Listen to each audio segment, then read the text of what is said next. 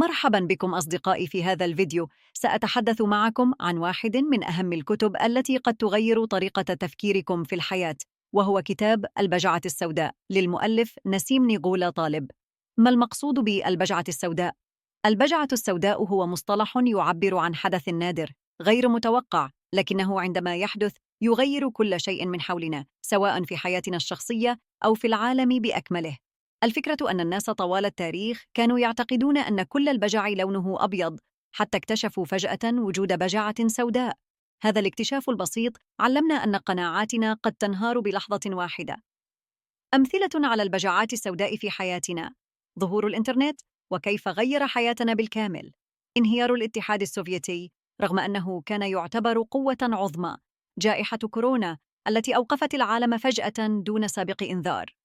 ما الذي يريد أن يخبرنا به الكاتب؟ يريد الكاتب أن يقول لنا: لا تثقوا كثيراً بأن العالم يمكن التنبؤ به. أكبر الأحداث التي تغير مصيرك، سواء للأفضل أو الأسوأ، قد تأتيك من حيث لا تدري. ولهذا السبب يجب أن نكون دائماً مستعدين لاحتمالية حدوث المفاجآت، بدلاً من أن نعيش بوهم السيطرة الكاملة. كيف يمكننا الاستفادة من هذه الفكرة؟ 1. لا تغتر بنفسك، ولا تعتقد أنك تملك القدرة الكاملة على التحكم في المستقبل. 2. كن مستعداً دائماً لحدوث أمور غير متوقعة. 3. لا تثق بأي شخص يدعي أنه يعلم المستقبل، فالحقيقة أن لا أحد يعلم.